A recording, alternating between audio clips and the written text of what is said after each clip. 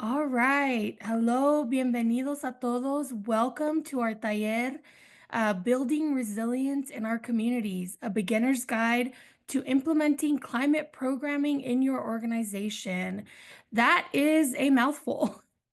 But essentially, in a nutshell, the goal of this taller or workshop is to give you the tools needed to incorporate climate resiliency work into what you're already doing, especially if you're new to this work or are trying to figure out where to start.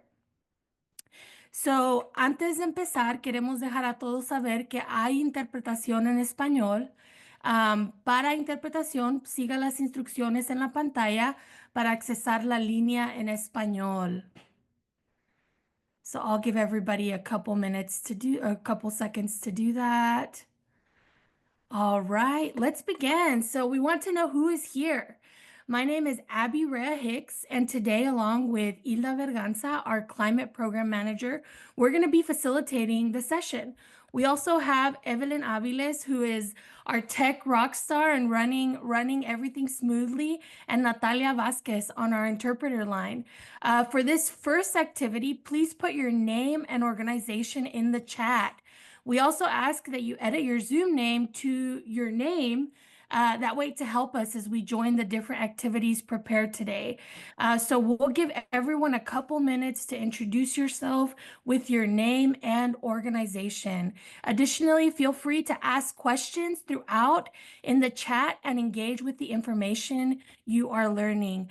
Hi, Mauricio. Yes, there will be a recording for this that will be shared. Thank you for joining in the beginning, but we will be sharing out a recording of this. It's so good to see people that we know and people that we've never met. And so it's great to have all of you here with us today. There's people from Salt Lake City, Kings River Conservancy, Nature Nexus, Latino Equality Alliance, Arizona Peer and Family Career Academy, Los Angeles County Office of Education, Mexican American Opportunity Foundation. This is great. Thank you, everybody. Thank you for joining us. So for this next activity, we want to know where everyone is located. So here at Hispanic Access, we like to use a lot of interactive tools. And one of the first ones that you will see is our Mentimeter QR code. So you can either use your phone or the link in the chat to show us where you are located.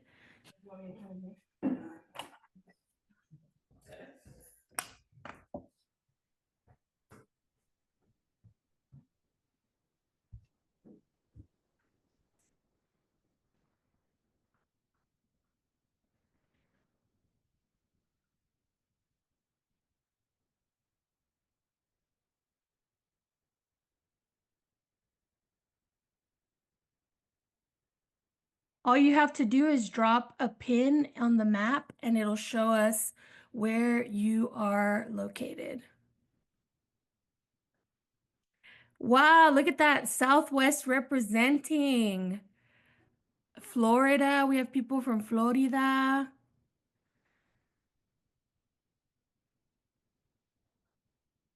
We have a good, we have a good representation of the South. This is great.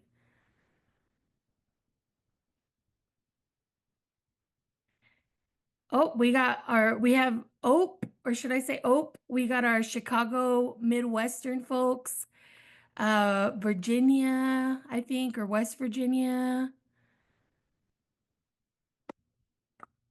It's good to see everybody in and where they are located. Once again, thank you everybody for joining us. So now that we've kind of given the introduction, yes, Laura said, because it's hottest in the South. We are going to hand it over to Hilda, who's going to be sharing with us a little bit about the impacts of extreme climate. Thank you, Abby. Hola, hello, everyone. I'm so excited to be here. Thank you all for taking time to be here for this climate taller. Like Abby said, I'm Hilda or Hilda, whichever way you say it is completely fine with me. So, Hilda Braganza, I'm the climate program manager here at Hispanic Access, and I'm very excited to kick off this next part of the presentation where we will dive more into the conversation of climate. But before we jump in, I'd like to give you an opportunity to share your story, tu historia, on how you have seen or are currently seeing extreme weather affecting your community. It can be anything from droughts to floods to wildfires and so on and so forth. So I'll give you a few seconds to think about it. Like, how do you see extreme weather impacting your community? And as you're thinking about it, I ask that you please raise your electronic hand, which is located, for those of you who don't know, under the react button. And definitely raise your hand for those who would like to share. And it really can be anything. How have you seen extreme weather affect your community? So tell us your story, tu historia.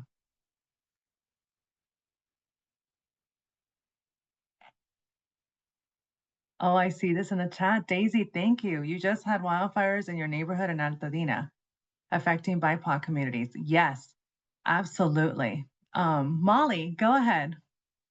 Yeah, hi. We are in the Central Valley of California. So all of the above, wildfires, terrible air quality, seasonal, like long periods of drought punctuated by extreme rain events and flooding, where rivers are entirely closed. So really everything. Yeah, yeah. Thank you, Molly. Thank you for sharing that. Yes, and from what I can see and what I've been following in this industry, it's just getting worse. So thank you for sharing that. Yeah. Kaylee, and correct me if I pronounced that incorrectly. Oh, your hand went away. Oh, sorry, I was unmuted or Oh, unmuted. So it's actually Kylie, but it gets pronounced like Kylie. that all the time, so it's okay. Thank you. Thanks for correcting Uh, me, Kylie. yeah, thank you. So I actually live in Salt Lake City, Utah, and one of our largest bodies of water is drying very rapidly. So we've started to see some dust storms. We're anticipating some toxic dust storms. I work for an environmental justice and policy organization out here. And so we're kind of looking into the next few years, and dust storms are now part of our daily lives. So. Yes. Yeah, thank you so much for sharing that. And as we'll hear a little bit as the presentation continues, we'll see the impact of dust storms on health and other obviously pollutants on our health and socioeconomic impact. So thank you both for sharing that. Who else? Who would like to share your story in or tu historia? And if you would like to share your story in Spanish, not a problem. I can translate it for the audience, and then of course Natalia, who's translating on the line. Magali, go ahead. Hi, here in Kansas City, we're seeing a lot of flooding. And because of the flooding, we see the overflowed sewer systems, combined sewer systems. So a lot of bad smells as well, tornadoes here in the Midwest, um, and also some droughts. Yes, yes, all very important, and they're all very important issues, and obviously they're all interconnected, which we will hear about. So thank you, Magali. Thank you for sharing. And I see in the chat, Sal, welcome. So flooding in your neighborhood from creek and rain, still not all in homes since January in 2024. Extreme heat islands, really minimal tree canopy. But we don't have AC. Libraries are cooling centers, but budget cuts means no. Sunday, Monday to limiting hours, which is troubling. And Molly just said we started getting mini cyclones in California too. Not nearly as bad, obviously, but it's crazy to see. Yes, it is very crazy to see. I'm based in Colorado. Denver, Northeast Denver is my home. We just had two tornadoes land last week, not in the Denver metro, but about 30 minutes east of us. Now we are used to that. We're at the beginning of Tornado Alley, but we haven't seen them in the last 7 or 8 years. And so it was surprising to see them and the destruction that they caused. But we too are dealing with wildfires. In fact, in 2021, we had our Marshall Fire here. which ripped through several different neighborhoods, one that my boyfriend and my sister lived in. They no longer live there, but so the impacts are huge across the board. So I understand.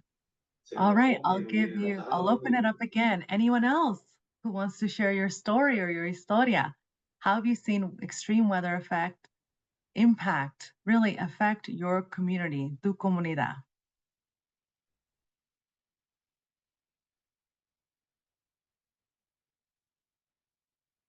Okay, thank you, Natalia. Hurricanes in Florida are extreme and storm surges are rising. That is correct. Yes. Thank you. Erin. Hi, yeah, sorry to add another thing about Salt Lake, where I'm also based. We kind of have this like vicious cycle where like we are in a very severe drought and our winters are getting drier and drier to the point that like nobody really even, I feel like people don't talk about it anymore. We just had a very dry winter and I feel like it wasn't in the news at all. But the drier the winters get, the less water there is to refill the Great Salt Lake. But the Great Salt Lake, being such a large body of water, also helps recharge our mountain, our the precipitation. So the less water is in the lake, the less precipitation we get. And so it's like this like vicious cycle that we could interrupt if we committed to filling the lake more aggressively. But we have like a lot of diversions happening right now, which is why it's begun to shrink. But I keep thinking about that because there's like a solution right there, but it's just getting worse and worse. Yeah, so the drought is already present, but the impact of it, the precipitation is being made worse by our refusal to really invest in refilling the lake. Yeah, yeah. Thank you, Erin, for addressing and bringing forth some of those conversations too, because extreme weather impacted by a changing climate is complex, and there's many solutions and there's many collaboration conversations that we recommend take place, as we look together how to positively impact our communities. So thank you for bringing that. And same in Colorado. We are also in a drought, though people don't believe it because they see the Rockies, they think it's green, but those trees need water from somewhere and the rest of the state isn't getting water. So I understand. So thank you. All right, last person in the chat, Norma, thank you. I'm probably going to butcher this, how I pronounce it, but Hababs in southern New Mexico where the sky gets completely covered in dirt. Yes, also of that has been happening. So for those of you who shared, thank you so much for being brave and volunteering to share your story in Tu Historia. For those of you who didn't share, there will be more opportunities later on to engage as we continue the presentation. And, hold on to your stories, like let them percolate, let them really come out, because we are going to revisit them later in the presentation as well. So thank you once again for sharing. And now we're going to jump on to the next thing. We're going to test your general knowledge on the facets of climate by playing dun dun dun Jeopardy. And so now, whether you have watched Jeopardy or not, the purpose here is to have fun and to test your knowledge, hopefully learn a thing or two. And if you don't know any of the answers or really are just kind of guessing and throwing mud at the wall, hoping it sticks, that is fine too. So to play, so some instructions and games here. To play, please raise your electronic hands. And I will call on the first person that I see on my screen. And that person will pick a category and amount. I will then read the text on the screen, and you will have about 10 seconds. Yes, I know, not a lot, but about 10 seconds to respond to the clue. If you guess that round correctly or close to it, you get to go again. And if not, I'll call in the next person. So my fellow game show host, Abby, which you just met, she'll keep track of all of the scores. And Evelyn, who's running our tech, will be clicking on the titles you select. So I'll put the instructions in the chat so that it's easy to follow. And please, engage and have fun. And so who, please raise your electronic hands and we'll get started on Jeopardy. Laura. All right, I'll take factors that impact climate for 200. Awesome. Factors that impact climate for 200. Okay. So this is activity that releases large amounts of carbon dioxide into the atmosphere, contributing to the greenhouse effect. Driving. Okay. And Oh, not quite. Thank you. So how do fossil fuels, coal, oil, and natural gas impact climate change? So thank you, Laura. Thank you. Definitely keep your hand raised for the next round. All right. Who else? Magali. I'll choose a climate change terminology for 200. Awesome. Okay. So this is the process of reducing emissions of greenhouse gases. Ooh, not sure. All right. No worries. You got it like 3 more seconds.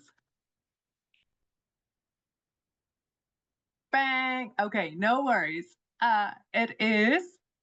Is it decarbonization? Oh no. Oh, what is climate mitigation? Ah, Yes, climate mitigation, the process of reducing emissions of greenhouse gases. So, really great. Thank you. So, Molly, go ahead. Let's do climate change for 100. Okay, climate change for 100. The name, so this is the name of the process where gases trap heat in Earth's atmosphere.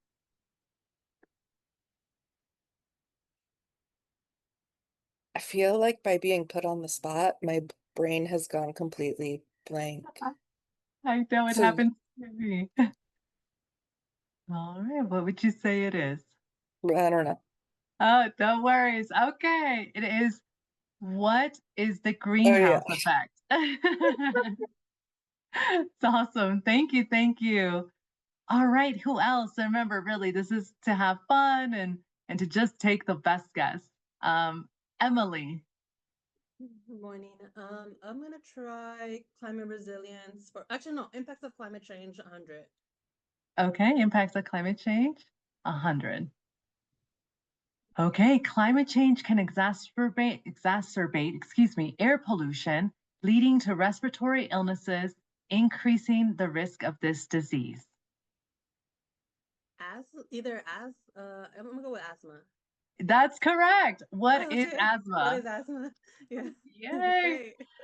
So because you won this round, you get to pick a next tile. So go ahead. Uh, climate resilience 100. Okay, climate resilience 100. All right, so this term describes a system's ability to withstand and recover from shocks, like extreme weather events, and maintain its essential functions. Status for the system's ability.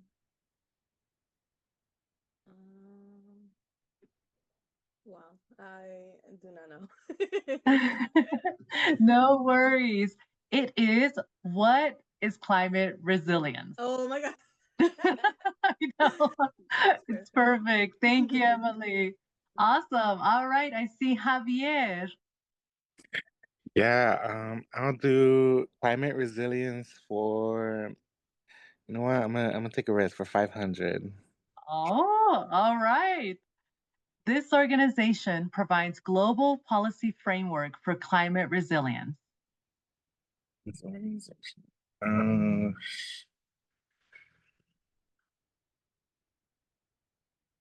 this is probably wrong, but I'm gonna just say the EPA. Ah, What is the EPA? they are also, they do have frameworks, but not globally. It is the United Nations. This is a way that they can help with climate resilience. Woohoo! Thank you. All right. We have a few more minutes for a few more rounds. And those who played already, feel free to raise your hand again. But who else would like to give this a shot? All right, Aaron. And then I see you, Vanessa. Aaron Moore. Okay, I'll also do climate resilience for 300. Okay, awesome. So this group of people can help improve early warning systems for extreme weather or develop and communicate emergency plans. Hmm.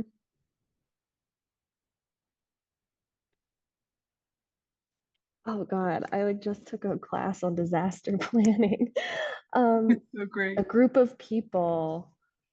I mean, it's not, is it the world, or is it the national weather? That's like NOAA? I'm sure Well, that's not right. no, you're close. It is local governments. So this Oh, is a way that local governments can help build climate resilience. But really great guess. Thank you. All right, Vanessa, I see you. Go ahead. Can I get climate change for 300, please? Okay, climate change for 300. All right, so name the gas that is responsible for the largest percentage of the warming effect. What is carbon dioxide? Ah, that is correct. Woo! Woohoo! Yes, great work. All right, because you won that round, you get to pick a next category and amount, of course. Go ahead. What is climate change for 400? All right. All right. So this one for 400 is this term refers to the total amount of greenhouse gas emissions caused by an individual, organization, or activity.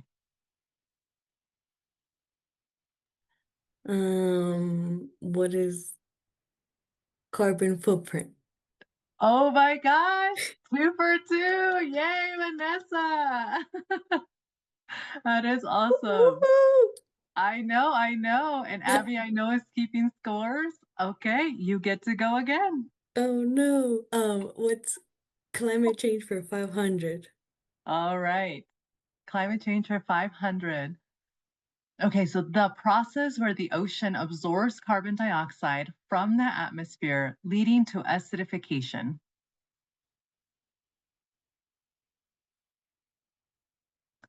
The what is uh,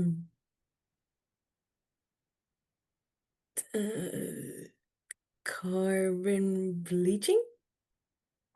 No, Oh, no. It is what is ocean acidification? So dun dun dun. I know. This Great is work, fun. Vanessa. Good work. All right, we have time for one more. Who will be the brave person on our last round of Jeopardy?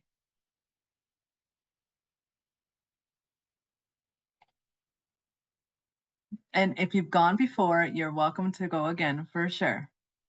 Molly, go ahead. Factors that impact climate for 100. Okay. This term, or this is a term for widespread removal of trees from an area. Deforestation or clear cutting. Yes, that is correct. What is deforestation? Woohoo! Redemption. Yes. All right, Molly, you get to go again. Terminology for 300. All right, I like that. Terminology for 300. So this is the process of and adapting to the impacts of climate change. Oh, I don't know. I would say the resiliency, but no. Oh, close, close. It is what is climate adaptation? Oh, Oh, thank you, Molly. And thank you everyone so much for playing. This was so much fun. Obviously, there's a few more categories, and that is okay because we are going to go through all of it together. So give yourselves a round of applause for all of you who engaged and for all of you who watched. Thank you so much for engaging. I believe our winner, and I'll have Abby tell us, Abby, who was our winner? All right, I see it in the chat. Our winner is Vanessa with 400 points. Woo-hoo! Round of applause, Vanessa. Congratulations. All right, so while we didn't quite get to this term, I know most of you are familiar with the topic of climate change, but just to deep dive into the topic further and to address some of the clues from our Jeopardy game, I'm going to get started. So first, I'm going to talk about, and I can never say this right, so apologies already, but the Milankovitch cycles and how they're related to the changing climate. So the Milankovitch cycles influence long-term climate change by altering the distribution of solar radiation over thousands of years. So for example, the eccentricity cycle changes the shape of Earth's orbit from more circular to more elliptical around the sun, and it changes approximately every 100,000 years. This affects the distance between Earth and the sun, as the Earth receives different energy or insolation during different seasons. So when the orbit is more elliptical, seasonal contrast can be more extreme. And so this explains long-term changes such as ice ages, but it doesn't quite explain the rapid warming that the planet is currently experiencing. The change in climate that we're experiencing works like this. So first, as you can see in the beautiful graphic, the sunlight enters our atmosphere. Some of the sunlight is reflected back into space by our clouds, and some is absorbed on Earth's surface and atmosphere. Earth's surface then emits heat back into the atmosphere. Greenhouse gases such as carbon dioxide, which is the leading greenhouse gas, and methane, which is a toxic gas 80 times more potent than carbon dioxide, radiate, and water vapor, I forgot to mention that one, absorb this heat and radiate it back to Earth's surface. So it's like going back and forth, but really radiating on the Earth's surface. This creates what's called the greenhouse gas effect, and that results in global warming and ultimately climate change. The official definition, or one of the ways to say it, is climate change is the long-term shifts in temperature and weather patterns. Said another way, Earth's climate is the pattern of weather over a long period of time, approximately 30 years. The current change in climate is primarily driven by human activities that have started since the Industrial Revolution kicked off in the 1800s.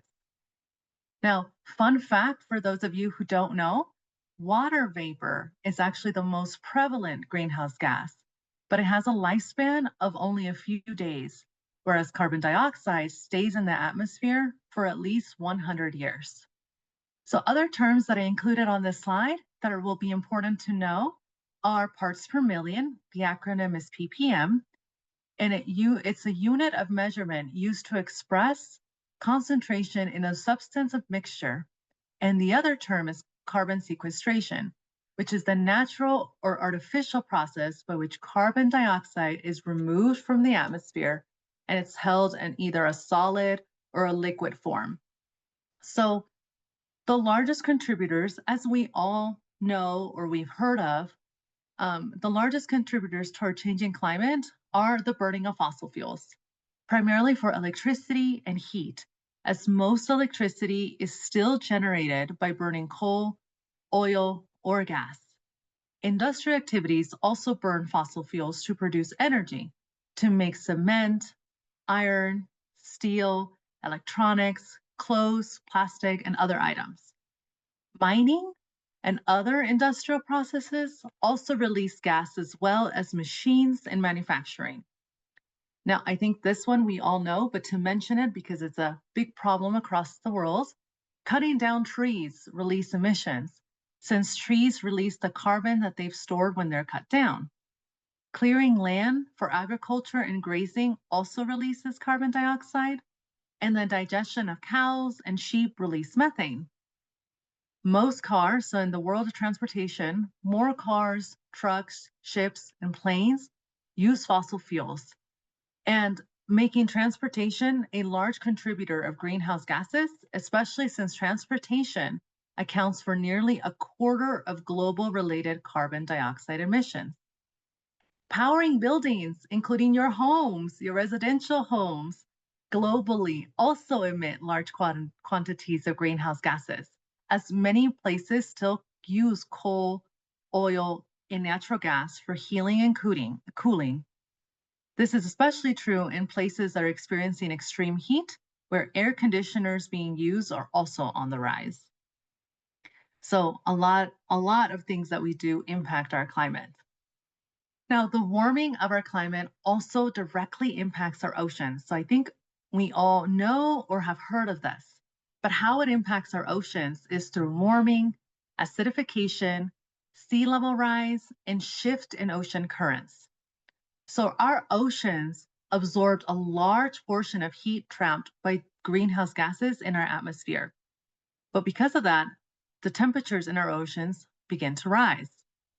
Warming in the ocean temperatures have led to coral bleaching and changes in marine species and marine heat waves. Because our oceans have observed significant amounts of carbon dioxide since the Industrial Revolution, acid levels in the ocean have increased as well, which have a direct impact to shell-building organisms like coral and shellfish. Additionally, the warmer water and the warmer the ocean, right, it's filled with water, gets, the more water expands, which contributes to sea level rise along with the melting glaciers and ice sheets. And then ocean currents, as we know, distribute heat and nutrients around the globe. And all of these nutrients and this heat, many species, including ourselves, depend on. So the rise in temperature can also alter ocean currents, which impact the pattern and distribution of marine species. So now I'm going to throw it back to the stories you were sharing at the beginning of the presentation with extreme events. And for those of you who are thinking about your stories or trying to figure it out, here they come again. So as Earth's climate continues to change, especially with warming air and ocean temperatures, weather events across the globe are becoming more extreme due to the fact that the water cycle, the shift in weather patterns, ice melts are drastically changing. Extreme weather is defined as weather events that significantly differ from the average or usual patterns that cause significant damage and disruption.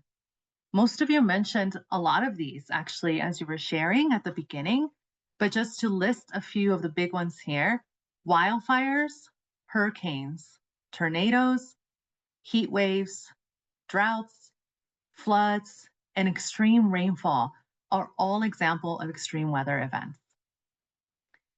Climate change is impacting wildfires because it's causing warmer temperatures, drier conditions, droughts, and stronger winds, all which are the perfect playground for wildfires to grow in severity and intensity across the nation, and especially in Western US.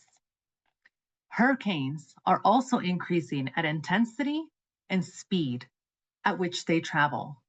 This is because the warmer sea surface temperatures, so there's our ocean, and then the top levels of temperatures are also warming up, and it's intensifying wind speeds. Sea level rise increases the risk of coastal flooding for all communities, especially the Latino community who lives on these coasts.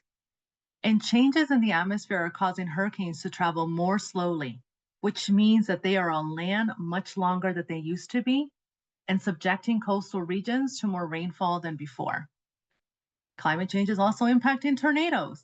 Though there's a lot more information to be gathered by the scientific community, how it's impacting them is that it's altering atmospheric conditions that lead to their formation or the formation of severe thunderstorms, which tornadoes may form from.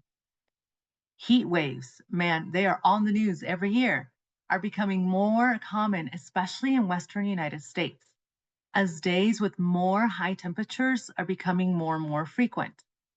It is predicted, this is important for all of us to see and know, it is predicted that if greenhouse gases emissions are not significantly reduced or removed, temperatures will increase by at least 5 degrees Fahrenheit in most areas by the mid-century and by 10 degrees Fahrenheit in the late century. Warming temperatures is shifting global rainfall as well, the patterns and the way that they move and operate, which is making some areas more prone to droughts. And this causes more evaporation, so evaporation to increase, which is drying the soils, the land, and it also makes the air above those areas hotter.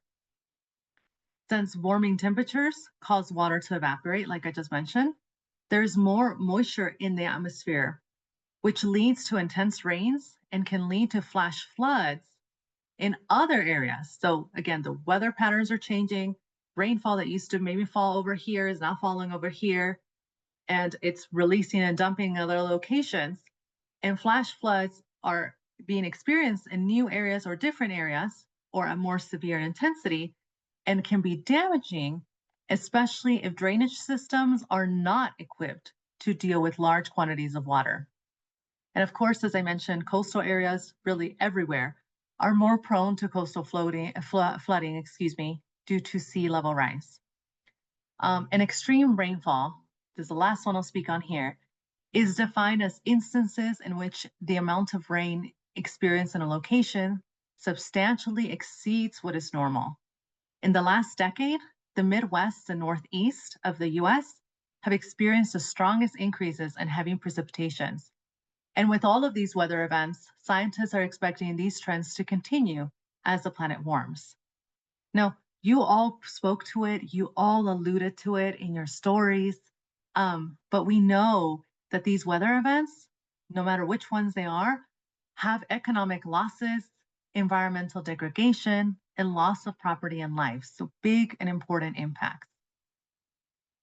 Now, how does this impact us, the Latino community, or the communities that you're engaging with, and other communities? The changing climate is impacting everyone. I mean, it really is, but especially people of color, people living in low income or poverty, elderly people, and the young and disabled people. Social economic impacts include job decrease or job loss. So in urban areas, 40% of outdoor workers are Latino or African American. And in the agricultural space, over 75% of farm laborers identify as Latinos. In areas where extreme heat, these outdoor workers in agriculture and construction and other jobs are impacted. Additionally, the tourism industry makes up 3% of the US gross domestic product, which we hear it on the news as a GDP sometimes. This provides millions of jobs for people across the country. When tourism decreases or stops because of these extreme weather events, people that are working or dependent on tourism are directly impacted, not to mention health costs and food costs that also incredibly increase when dealing with extreme weather events. So that's the social economic impacts. Now there's the health impacts. Health impacts due to the shifts in climate are tremendous, like huge. Air pollution from greenhouse gases and other pollutants released by fossil fuel industries include, so this is just the physical health here, respiratory problems, wheezing, irritation, coughing, asthma, lung cancer, acute lower respiratory infections, and chronic obstructive pulmonary disease.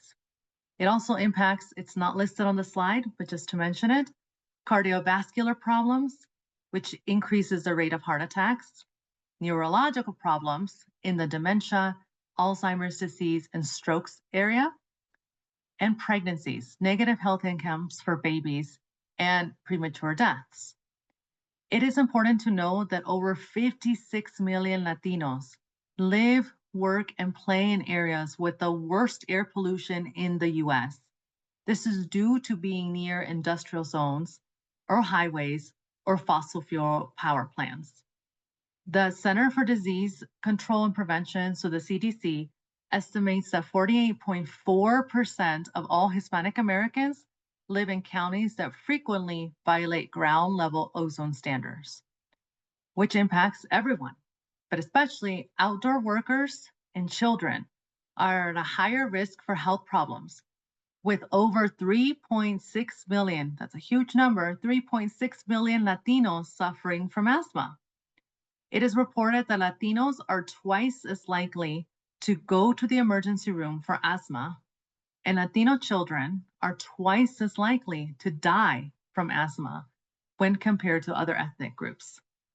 In addition to physical health, mental health issues are also on the rise. This includes stress, fear, PTSD, depression, and anxiety. Poor nutrition, food insecurity, water scarcity also fall under health impacts, as we all need clean water, food, ideally food with good nutrition, to live. Injuries and premature deaths are also an impact to the changing climate. So that all going to be a lot of information and really heavy stuff, but there are many things that all of us can do as individuals, as organizations, and leaders in our industry, or people who have deep connections or connections everywhere. So in my mind, there are 4 pillars or approaches of climate action.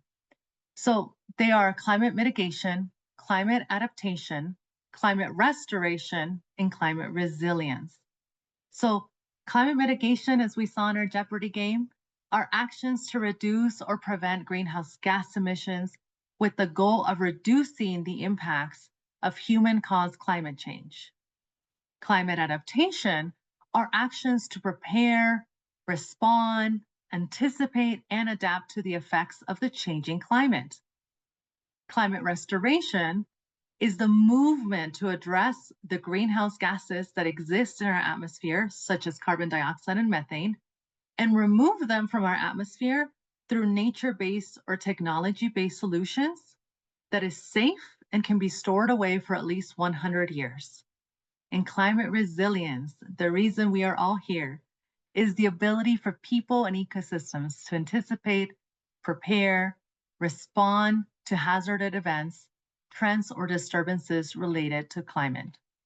Now, all of these 4 pillars, they're interconnected and are crucial for the lives of all humans and all species, because together, the 4 of them, they address climate from different angles and also address the present issues and future issues and helps mitigate all of that. So the 4 are very important.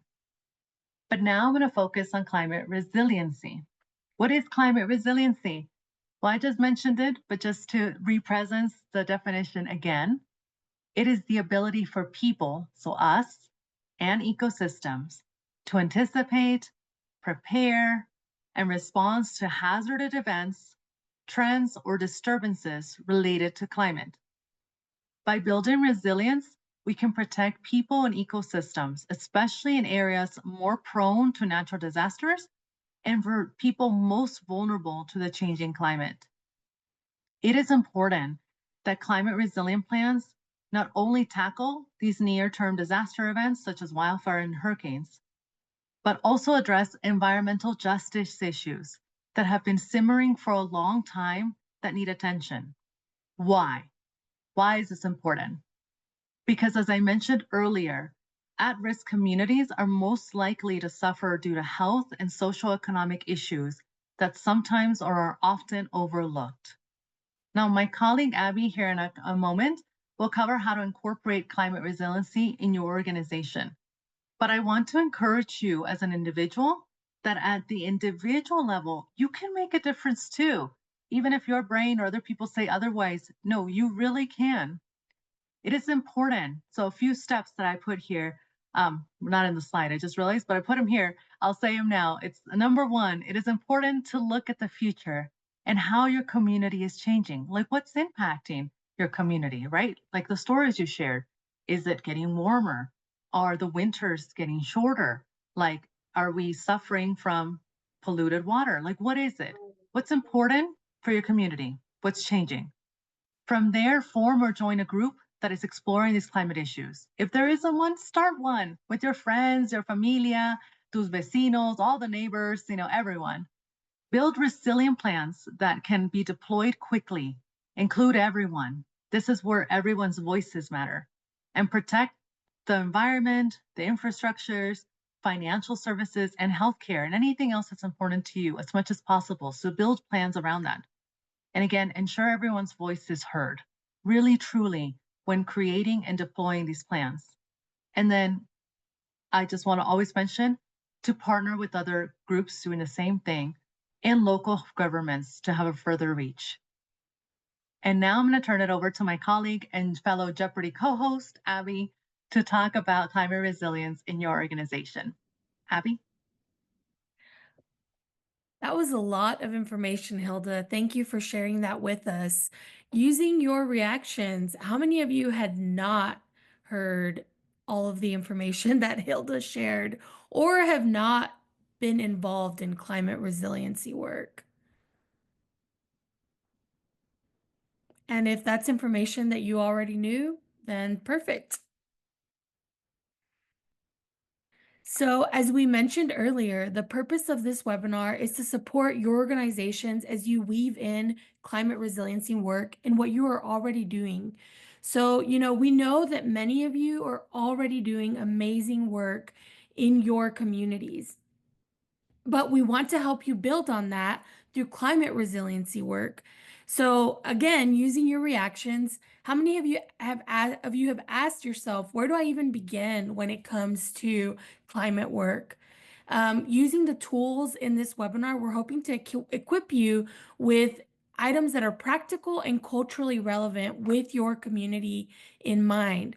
Because like Eva mentioned earlier, it's important to ensure that everyone's voice is heard and that everyone's voice is represented.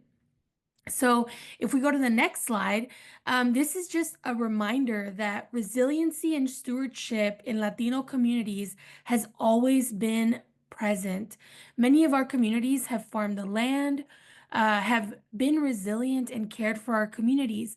Like many of you, I have grandparents or generations of family members who have cared for the land or practiced sustainability long before it was trending. I always think of the meme that shows sewing supplies in the blue butter cookie tin, or frijoles or salsa in a tub made for butter. Climate resiliency work is very similar and another extension of caring for our communities. And the work that we do today will protect and continue to build on our future generations. So how do we do that? Let's talk about that. So mapping your community to address needs. So you don't have to overhaul your mission. Oftentimes you think, I'm going to start doing climate work. Does that mean I need to change? Do I have to be a climate organization? Do I have to change my mission and my vision? No, you don't. And mapping is going to help you visualize what's really going on in your communities. So we are going to talk about some tools that you can use to help map out your community. And Evelyn is going to be dropping these tools in the chat. So the first thing that we see is the wildfire risk tool. This helps communities map out their vulnerability for wildfires, and I'd definitely copy them and bookmark them.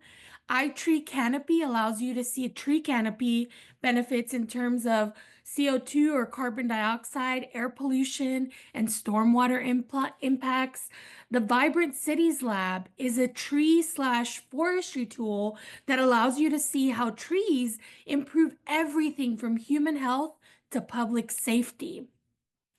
ClimateCheck.com gives a risk rating for flooding, precipitation, heat, drought, and wildfire on a 1 to 100 scale relative to the risk for the rest of the contiguous US. So you're able to see where your communities fall on this spectrum. Additionally, there are various grant opportunities that can assist your organization in meeting the needs of your communities. And Evelyn has dropped a link for the Community Navigator Program interest form. Our Community Navigator Program is available to assist you as you enter into the world of grants, or if you're new to grants, or if you need help with grants, with developing a grant, program design, evaluation, or compliance. And so if you are interested in being part of the Community Navigator program, definitely fill out the entrance form and we will get in touch with you. So on the next slide, we're going to do a little bit of thinking through our map.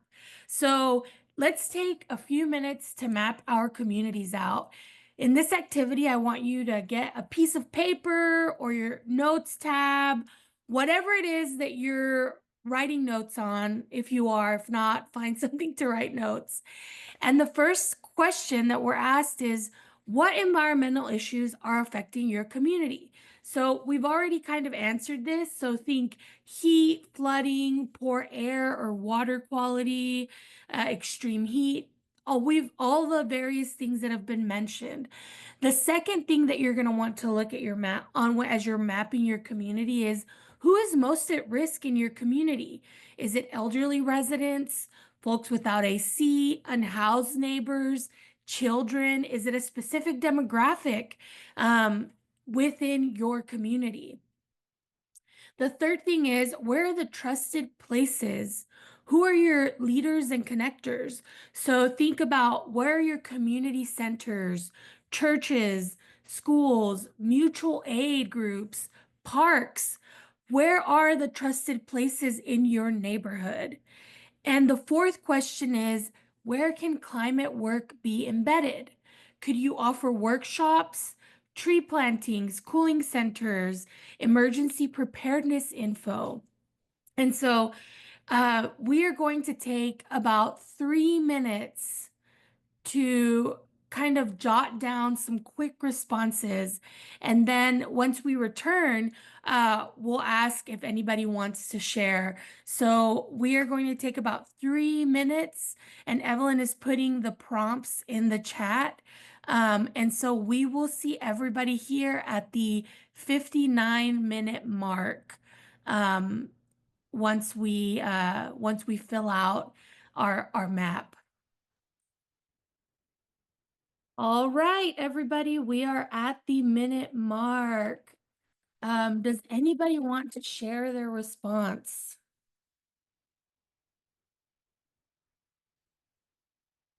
Go ahead, Javier. Okay, so for environmental issues in my community, I put down air quality, flooding, drought, wildfires, and soil contamination. For context, I'm from Los Angeles. Um, and yeah, those are the main things I can think about. And I would say soil contamination is a big one in my community because, when you bring up ideas of like, um, you know, uh, Latinos being stewards and like farming the lands and stuff like that, the reality is a lot of communities in the Southeast LA area are contaminated with lead due to local, manufacturing companies. And, anything that we grow from the land has the potential to have lead in it. So then, we're getting exposed to lead. Other places, then for trusted places, I put local city officials. And then nonprofits in the area as well. Um, so local cities have been doing cooling centers through the summer and any day that's hot, so people can go in and just like relax for the whole day to avoid the heat. And then lately, I've been seeing cities start like environmental commissions, so that's really nice to see. And then for the most vulnerable people, everyone's vulnerable in a way, but yeah, definitely people that um, don't have a home and are homeless, right? LA, that's a huge thing. A majority of our population is, dealing with homelessness or at risk of being homeless, especially with like the environmental risk. A lot more people are at risk of being homeless as well. And where can climate work be embedded? I mean, in all the work we do, right? I think every work can be EJ work.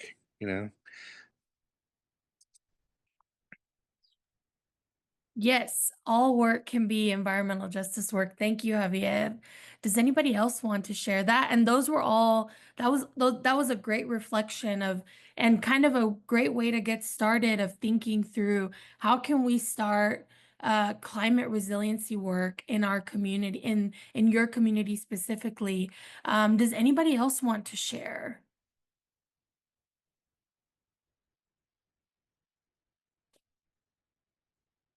And if not, that's fine. There will be more. There's going to be one more opportunity where we're hoping that everybody can share a little bit. Oh, go ahead, Laura. Oh, I can just share what this was a great exercise. It really helped me think about the resources.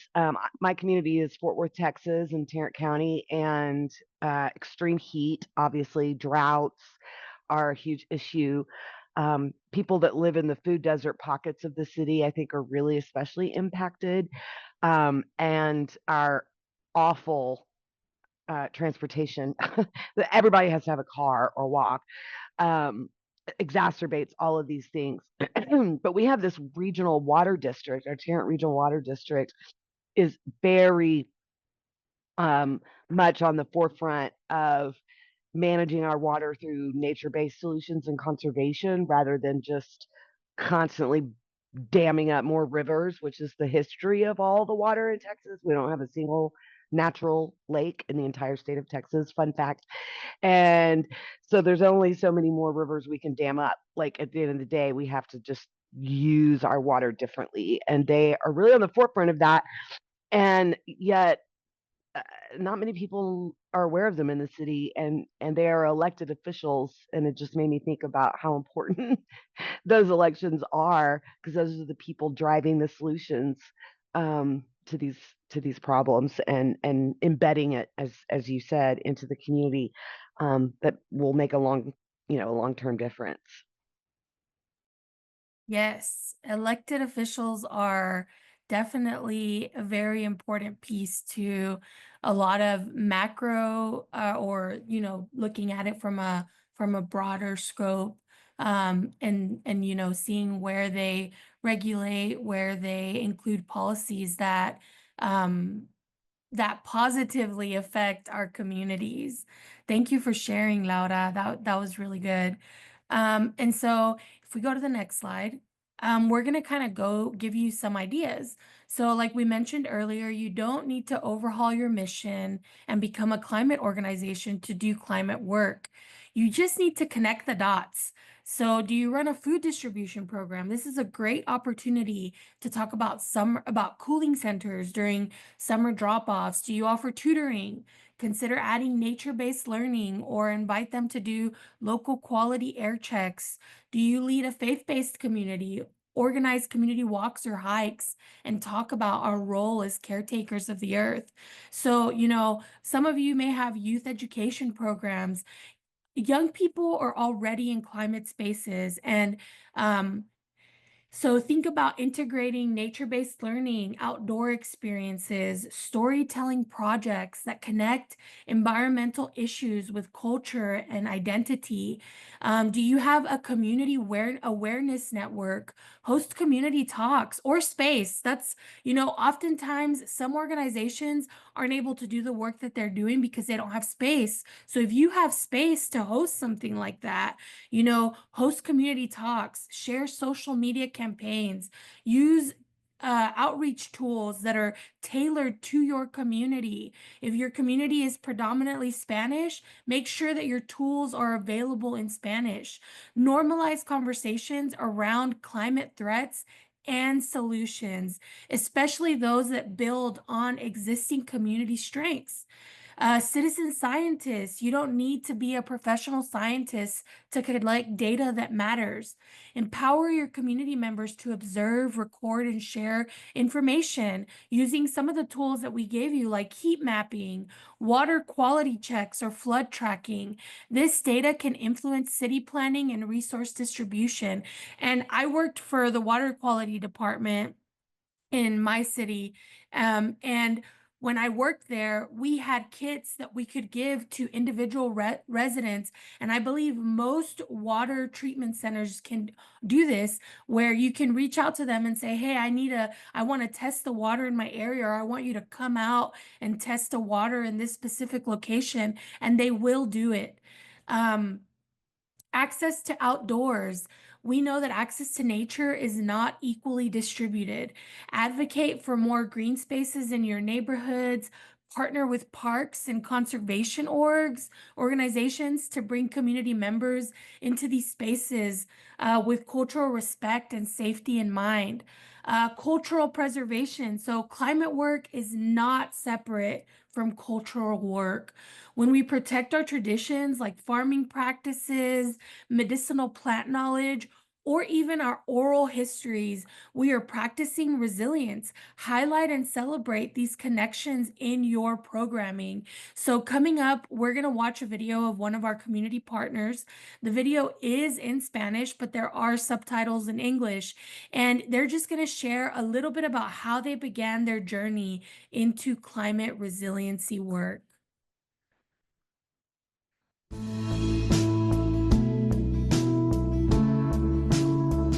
Hola, mi nombre es Rocío Almanza, somos pastores en Las Vegas, Nevada. La iglesia se llama CAF y trabajamos con Hispanic Access más o menos desde el 2008. El ministerio Centro de Oración Familiar CAF empezó en el 2004. Fuimos creciendo, empezamos una cafetería aconsejando parejas. La comunidad fue creciendo y luego en ese crecer logramos hacer contacto y asociarnos para trabajar diferentes programas hacia la comunidad con la organización Hispanic Access Foundation. Creo que una de las respuestas que como organización tenemos a la necesidad de la importancia del cambio climático, del aire, de todo esto que nos está afectando es, primero, educar a la gente. Segundo, dentro de esa misma educación, concientizar sobre la buena administración de los recursos. Y tercero, alzar la voz, tener una voz hacia la comunidad, hacia los legislativos, de la importancia de que miren hacia este desierto y hayan recursos para favorecernos en el cuidado ambiental. La otra manera en que nos hemos involucrado es desarrollando programas medioambientales, como el aire que respiramos, nuestros bosques, cuidando el cuidado de las aguas, desarrollando, por ejemplo, cartillas que nos enseñan cómo hacer leyes, en este caso medioambientales, que se puedan presentar ante la Cámara Baja, Alta, los congresistas, en el cuidado del monóxido del carbono. Son muchos programas que durante más o menos 10, 12 años hemos estado, o más años, involucrados con la comunidad. A veces lo más desafiante de tomar estas iniciativas es el concientizar a la comunidad, el que ellos entiendan que como iglesia no solo somos llamados a compartir el amor de Dios en el voz a voz o en el ejemplo, sino también en el hacer presencia en las iniciativas del cuidado de nuestro entorno. Entonces el concientizar a la comunidad de que esto no es algo político, de que no es algo exclusivo de un sector, sino de que es algo de todos los que vivimos en este planeta. A todos los seres humanos debemos de ser conscientes de que debemos de cuidar el recurso que Dios nos dio. Tal vez una de las cosas más desafiantes ha sido el recurso económico. Aunque el gobierno destine esos recursos, a veces la falta de información o la ignorancia de cómo obtenerlos nos dificulta el poder poner planes al alcance de la comunidad, como este del aire que respiramos. Aquí tenemos un sensor que nos va indicando la calidad del aire, y así como ese hay otros programas, pero a veces, como lo dije anteriormente, la falta de información nos dificulta obtener el recurso económico. Creo que la mayor motivación que hemos tenido para tomar estas iniciativas ha sido la facilidad que nos ha dado Hispanic Access en involucrarnos e involucrar a la comunidad en iniciativas como el cuidado ambiental, como el cuidado del aire, y ellos han formado una red interesante para el cuidado de la naturaleza. Han sido un puente que nos facilita a nosotros y que a través de eso nos empodera para poder bendecir a la comunidad, para poder enseñarla, para poder ilustrarle acerca de todos estos proyectos del aire que respiramos, que es importantísimo, porque una mala calidad del aire afecta a nuestra salud. Y todo este tipo de programas de información, Hispanic Access ha sido ese puente que nos motiva para llevarle esa información a la gente. Yo creo que siempre tenemos algo de temor a lo desconocido, siempre estamos un poco precavidos con lo nuevo, pero creo que como iglesia frente a la comunidad debemos de mirar qué necesidades tiene nuestro entorno, y ahorita la preocupación por el clima es algo que nos afecta a todos, y yo quiero invitar a todas las personas que por encima de los temores o de la preocupación o de las cantidades de preguntas que nos podamos hacer acerca de esto, tomemos nuestra voz, levantemos nuestra voz y tomemos parte de lo que Dios nos ha dado como liderazgo para influenciar a esas nuevas generaciones y llevarles a la importancia de cuidar este planeta.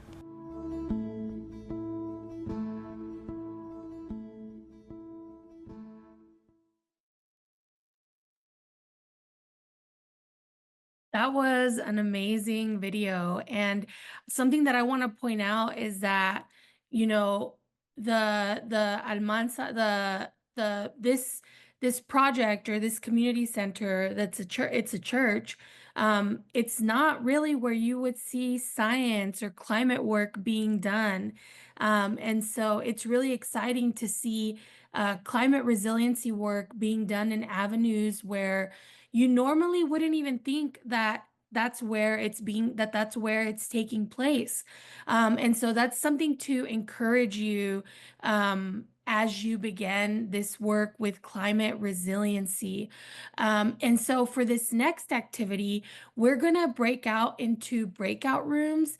And I want you to think and we're going to break out for, we're going to break out for 5 minutes, I believe. But we are going to share with the information that we learned today, what is one action that your organization is going to take within the next year to implement climate resiliency work in its programming.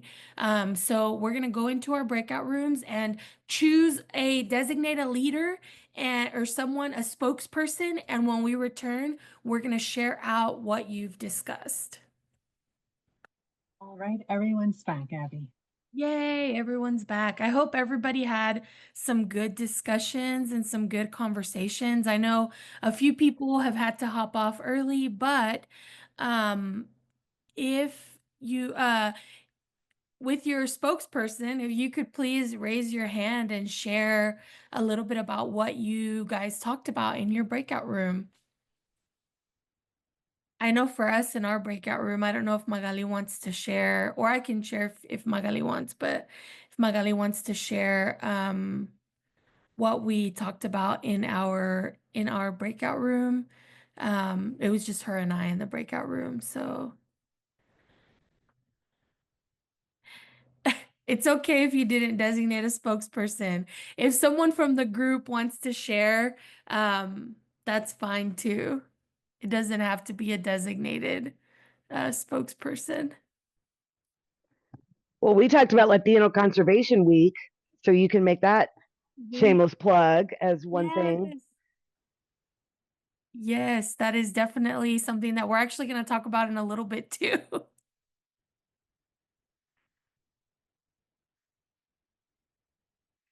I know in our group we talked about one of the projects that Magali's organization is doing is they're looking at energy burdens and kind of continuing to show up and to see where they can plug in within their community in Kansas City, Missouri. All right, before we move to the next slide, does anybody else want to share? If not, that's fine. All right, so before we end our time together, we want to give you tools available for you at Hispanic Access. We talked a little bit about the Community Navigator program, and we're gonna drop the link in again. But if your organization needs help in applying for funding, program design, evaluation, full cycle nonprofit development support, but specifically towards grant funding, we want to help. So please fill out the interest form for the Community Navigator program, and we'll connect you to a community navigator in your region to help you begin your journey. Additionally, like Laura mentioned, if you are interested in participating in events like Latino Conservation Week, which is September 13 through 21, this is a great opportunity to kind of get your feet wet on what climate work looks like. If you go to the website, you can download the toolkit to help you plan an event for your community. We've seen people plan everything from community cleanups to carne asada at the park, allowing their communities to explore nature and have access to green spaces. And also, like you saw in the video, you can also get connected to, let me see, Emily said, oh, Emily's having an event on the first day of LCW at West LA College, if anyone is interested in collabing. So if you are in the LA area and would like to collaborate, I know we saw whenever we put up the map, we saw a few people that were interested, that were in the LA area. Please reach out to Emily Cobar. And the last one is, if you want to get connected to Por la Creación or El Aire que Respiramos, which is one of the programs that we have in one of the ones that you saw in the video. You can email info@hispanicaccess.org. So we can go to the next slide. I know we only have about 4 minutes left, but before we hop off, does anyone have any questions or any thoughts?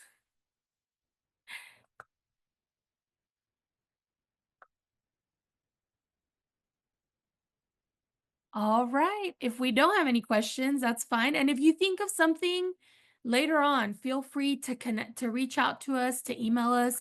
We will be sending out this recording to your email that you registered with. But we want to thank you for joining us and making this time investment. I know an hour and a half is kind of long for a virtual webinar, but we want to thank you for making this time investment to learn about how your organization can incorporate climate resiliency into your programming.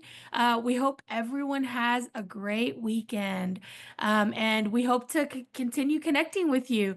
Thank you, everyone. Gracias.